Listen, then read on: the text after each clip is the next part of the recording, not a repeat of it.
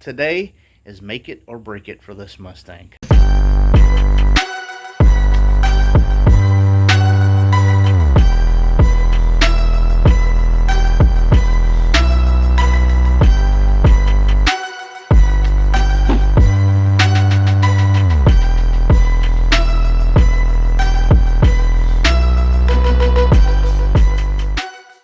Welcome back to the channel. Today is make it or break it for this Mustang.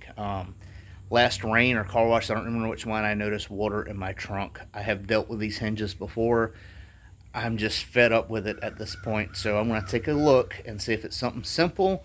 But if it's something rotted out or something, I'm pretty much at my end with this car. So let's see. Let's run water up in here, which goes to the hinge, and it drips from that seam right there, which drips in here, which gets enough to where it puddles over here. And yeah, already got a little rust hole there. So this is supposed to be a drain hole. I don't know why they had it blocked with tape, but I do want to get that out, get it fixed, and figure out what this is. So I'm thinking about taking these hinges out and seeing how freaking bad this is going to be. And like I said, if it's too bad, I think I'm done with this. Tired of dealing with issues. So I guess the next step is taking the whole hinge system out, because it's definitely just coming between that crack. It is not running around like I thought. It is coming right between these two pieces of metal. This metal does not appear to be rusted away, so that is a good sign. When I pull the trunk, I shouldn't have a big rust chunk go up with it, but never can tell these days. So I do have some water right there. You can see where it's leaked down before. That's lovely. So these four here, there's one there, one there. Ignore that. I was trying to sound deaden some. One there and one there. There are 11 millimeters. I've never removed one of these. I know this is pretty much like a glue they pour in for like a seam sealer, but I'm going to see if I can just wiggle the trunk and get it free of that. I've already got this unplugged. The hinge system is mounted to this, so all this should come as one piece. It's literally been like an hour, and this is all the headway I've made. This stuff is so thick, but I'm basically getting a chisel. I can see the corner of the bracket here. I can't see it here yet, but I'm just walking this down the best I can. I do see surface rust right here and moisture, so I think that's the side it's getting in on. This is definitely not over here. That's just thick, but it was not against this on this side. So see what I find. Got enough of the glue away from this that I could pull it out and move it. Don't want to go too far because you don't want to tweak the hinges. The reason I am not just unbolting the deck lid is because you have to realign everything, and I have a bolted in back seat delete. I can't just do what normal people can do, and I have my nitrous and stuff, and I have a bad back, so I'm not climbing through the trunk to tighten it up after everything's aligned. I'm just not doing it, because if you look right here, that hole is cut. That's a square hole. I don't know how well y'all can see it. Now I hit it with a chisel right there by accident, getting this stuff out. But see how that's shaped? That's a factory hole. It's not rusted out. Now, this is where the water's getting in, I believe, because it leaks at this bolt. But this seam sealer had all this covered. See how it's not that color? It's black. It was covered up to about here, and then that water was getting in all through here and has eat that away. But I got to figure out how to seal all this back up. Alright, so when you pry this stuff up, you can see where I messed that up. Put a rag or something. Try not to pry against your windshield or your back glass, because even on the corner with that weather stripping, it'll break. But that's got a wire wheel down there and got it cleaned up the best I can. It stops about right there. So I'm going to seal that the best I can and then try to get this formed up somehow. I don't know what I'm going to do about the the buildup of the seam sealer. I don't know if something else I can get to pour in there. All right, let me explain some of this mumbo jumbo, whatever I have here. So where the seam was, where it was leaking and stuff, I got a flowable epoxy and I put it there and made sure it ran all down, made sure it hardened. I went over it with some filler and ran that line, got it all good and sealed. And then I ground up to here with, or not ground, used a wire wheel. Any little inconsistencies I just skimmed over, and I tried to build up a little bit so when I spray it, it kind of matches the side over there. So that flowable stuff filled, and it ran all the way down. So I don't think we're going to have any more issues there. This has to be flat so this can sit. I do plan on putting epoxy, or not epoxy, but RTV around these. So when I set these down, there's no leaks here. That's still wet. But I tried to get this smoothed out and kind of looking, you know, somewhat good before I rubber coat it again. So there's going to be a little part in the clips that don't seem to match up from when I pulled all the stuff out and then when I poured the Flex Seal. And that's because I tried what's supposed to be a flowable seam sealer. It didn't flow or level. It was lumpy and looked like crap, so I had to tear it back out. And then that's when I tried the Flex Seal, and man, I wish I'd have started with that. All right, so I got this nice channel dug all the way around. Okay, I had previously put this rubber stuff down, but I need to fill this channel so that nothing can get in here. And I thought, well, you know, flowable seam sealer, it's like $140, $150. You need a special 2-part applicator gun, and there's just availability. There's none around here. I'd have to order it. So I thought about one of my favorite product families, which I used all up here, and that would be Flex Seal. Now, some of y'all may know I love Flex Seal products, and this right here, you can pour it in. So what I'm going to do is I'm going to pour it. I'm going to fill this whole void up. This will level out by itself, and it'll harden, and then all this will be sealed. Nothing can get through there. I mean, this creeps into every little crevice, crack, everything, and creates a barrier, and nothing is going to be able to leak past this.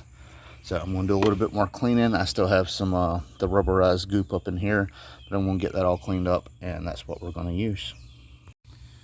All right, so that's my first pour. I don't know how well y'all can see it. It is kind of overcast today, and I'm under the carport.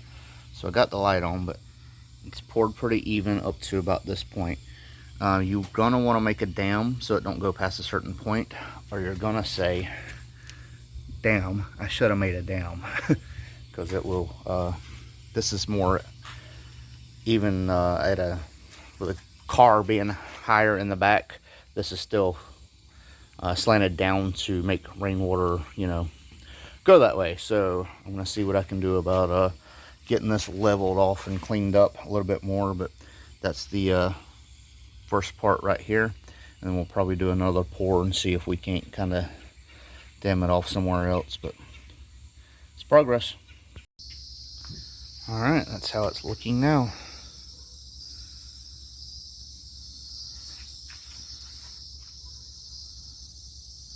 Just got it poured in nice and smooth all the way to there. I took the popsicle sticks out. I did get the back tires off the ground, so it's a little bit more slanted, and then I put a little bit more up in here where it's nice and puddled. So every square inch of that is under this right here.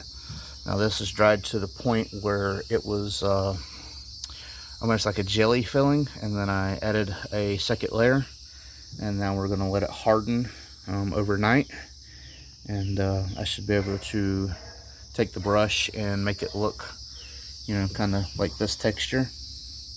My phone would focus more of this texture along here, and you know, it's not going to be exactly like this side. I did add some to this side just to kind of, you know, give it a added protection as well, because I don't want to deal with this on both sides. So there we go.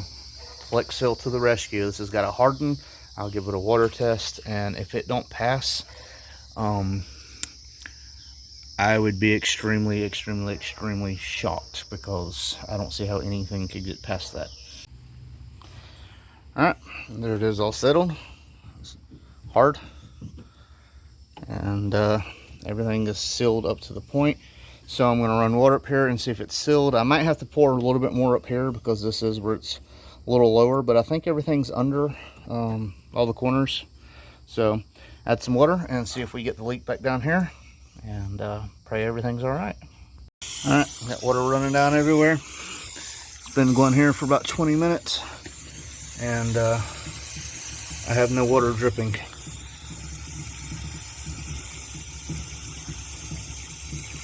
I have water splashing from up here, but I have nothing dripping from the seams down here. You see anything?